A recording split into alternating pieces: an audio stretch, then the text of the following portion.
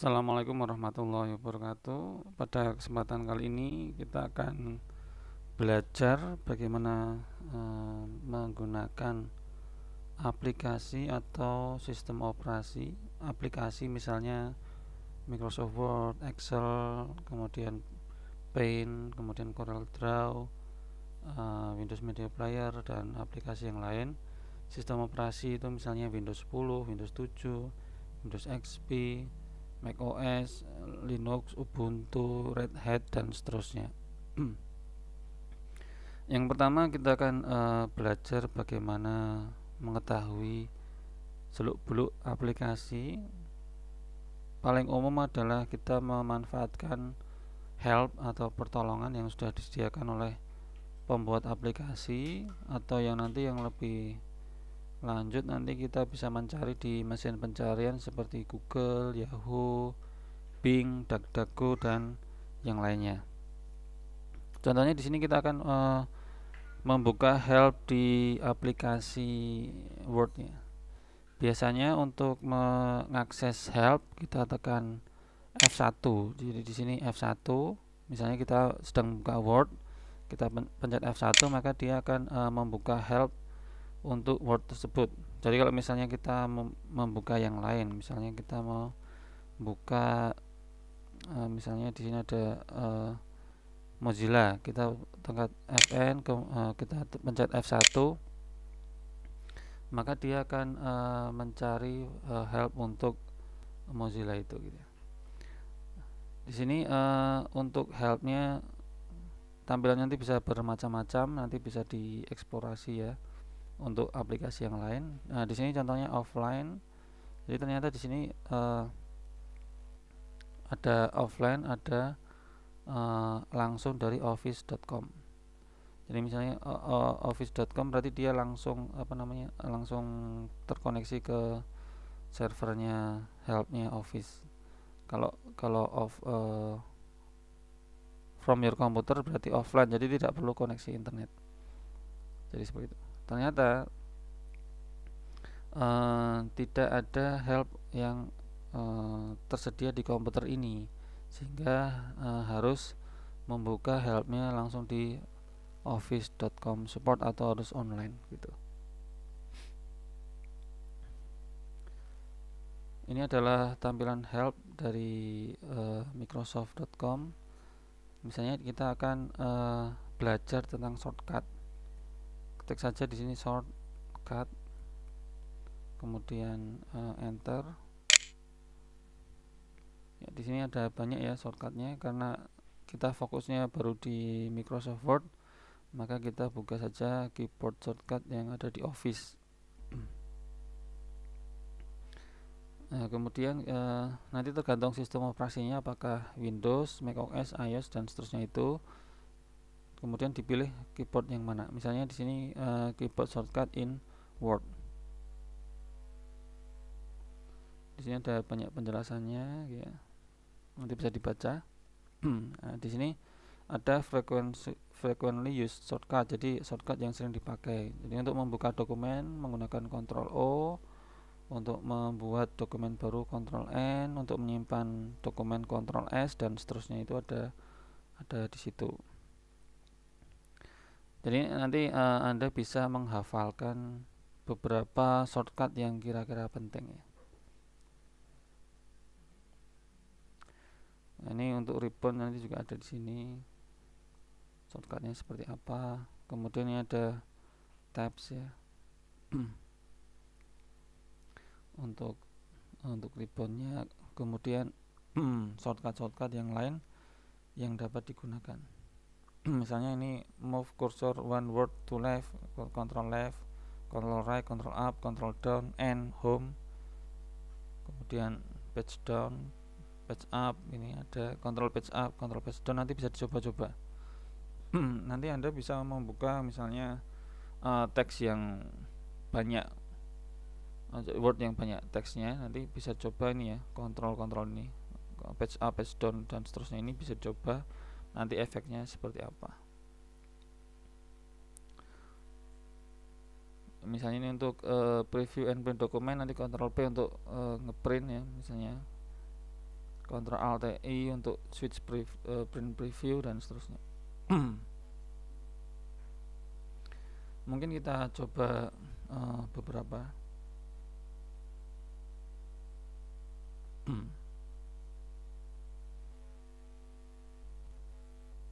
Misalnya kita coba ini dulu ya. Ctrl B, Ctrl I, Ctrl U. Ctrl B di sini untuk bold, Ctrl I untuk italic, Ctrl U untuk underline.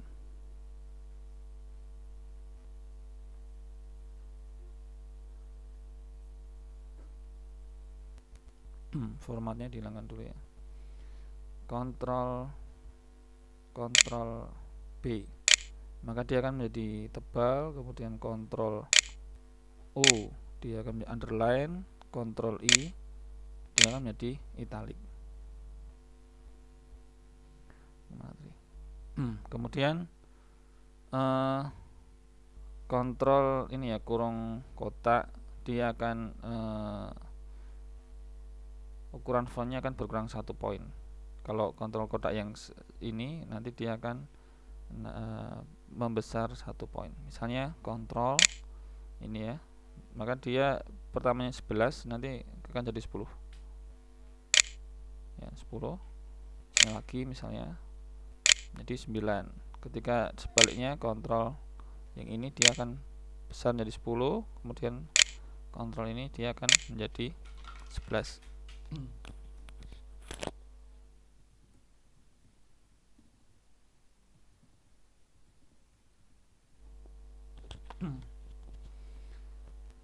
Oke, kita misalnya kita coba yang lain lagi, misalnya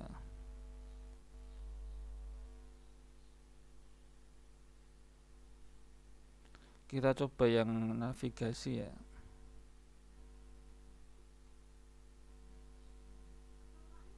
Ini ribbon, ini navigasi ya. Control left arrow, control right arrow. Coba apa efeknya. Jadi kontrol kiri. Nah, maka dia akan berpindah satu kata. Kalau kita hanya kiri saja maka dia hanya satu huruf ya. Tapi kalau misalnya pakai kontrol dia akan satu kata. Begitu juga nanti dengan kontrol kanan.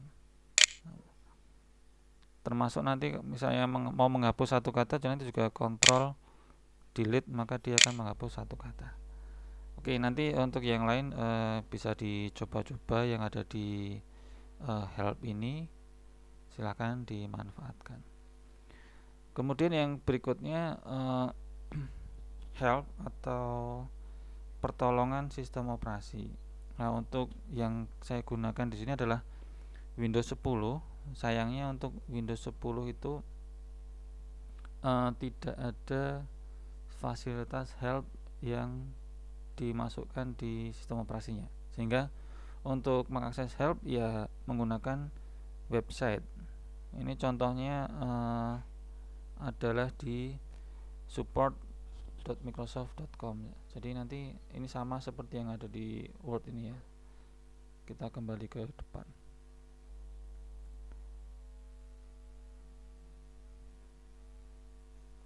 Ini risikonya ketika tidak terkoneksi ke internet maka tidak bisa membuka helpnya. Ini risikonya. Contohnya di sini kita mau mencoba mencari tahu shortcut yang ada di Windows ya, Windows 10. Ini yang saya pakai Windows 10. Ini keyboard shortcut in Windows. Jadi apa yang bisa kita lakukan dengan keyboard ya? Ini untuk yang general, ini nanti ada Ctrl X nanti untuk cut, Ctrl C untuk copy, atau bisa juga dengan Ctrl insert. Kemudian untuk pastenya pakai Ctrl V atau Shift insert, Ctrl Z undo, Alt tab nanti berpindah dari satu aplikasi ke aplikasi yang lain. Nanti akan kita coba. Misalnya di sini ada window nih. Window ini untuk apa sih gitu. Biasanya kalau nggak ada yang dipencet yang lain, nanti dia akan membuka menu ya. Contohnya ini, dia akan membuka menu. Tapi kalau misalnya di sini ya, Windows logo tambah D, Windows kemudian D, maka dia akan menampilkan atau menyembunyikan desktop, tergantung ya. Sekarang desktopnya enggak muncul, maka ketika Ctrl D maka dia akan memunculkan desktop. Nanti sebaliknya, contohnya Windows kemudian D, maka dia akan menampilkan desktop. Coba Windows D lagi, nah, maka dia akan membalik ya, membalik apa yang dilakukan tadi. Ini enggak saya lakukan, nanti daripada nanti saya ke log ya, log PC, harus login lagi. Misalnya F2 itu rename. Jadi misalnya kita memiliki sebuah file ya, sebuah file misalnya kita pilih, kemudian kita tekan F2, nah maka nanti dia akan rename. Kita tinggal rename saja, ketikkan namanya apa ya. Kalau biasanya kan klik kanan, kemudian kita cari misalnya klik kanan biasanya, terus kita cari rename ya. Nah, rename. Nah, itu sama aja kita tadi menggunakan Fn F2, nanti akan sama hasilnya. Itu adalah fungsi dari shortcut. Nah, nanti silahkan dicoba-coba ya semua, bisa semua atau bisa sebagian, nanti dihafalkan yang kira-kira penting. Windows logo. Oke, beberapa shortcut menggunakan Windows yang menurut saya agak penting itu adalah, pertama adalah Windows E, nanti dia akan membuka Explorer Windows E. Dia akan membuka Windows Explorer, kemudian Windows P, nanti dia akan membuka ini ya, yang untuk proyektor itu ya. Windows P, nanti di sini ada duplicate. Misalnya di sini saya ada laptop, kemudian terhubung ke proyektor. Nah, kalau diklik duplicate, maka nanti tampilan yang di laptop dan di proyektor akan sama. Tetapi kalau saya pilih extend atau extended, maka nanti tampilan yang ada di laptop dan di proyektor berbeda. Nanti yang di proyektor adalah layar kedua. Nanti bisa Anda gunakan misalnya untuk presentasi, yang tampil di laptop berisi notes atau catatan, tapi untuk yang tampil di proyektor nanti presentasinya, seperti itu. Kemudian kalau misalnya Anda pengen ini kan sering online ya, misalnya Anda jadi panitia disuruh memfoto ya, biasanya kalau menggunakan print screen biasa maka dia harus dipaste misalnya di Word atau di Paint gitu ya. Tapi sebenarnya kalau kita mau langsung menyimpan ke dalam file itu sebenarnya mudah aja. Nanti Anda tinggal Windows kemudian print screen, nanti ada klip gitu ya. Nah, nanti filenya itu akan disimpan di picture, kemudian nanti di bagian screenshot. Nah, ini nanti screenshot semua akan tampil sini, sehingga ini tadi yang di screenshot tadi ya. Ini adalah screenshot hari ini ya, yang barusan kita kerjakan tadi, sehingga nanti Anda nggak perlu paste dan paste gitu ya.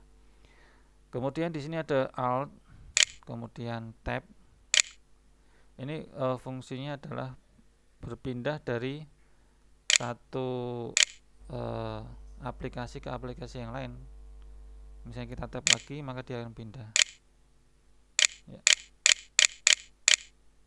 Misalnya kita mau buka yang mana, misalnya Wordnya kita tab, nah, kemudian setelah sampai di tempatnya kita tekan lagi, kita lepaskan altnya. Jadi altnya tadi dipencet terus sambil dipencet tab. Nah, ketika sudah sampai tujuannya, altnya dilepas, maka dia akan membuka.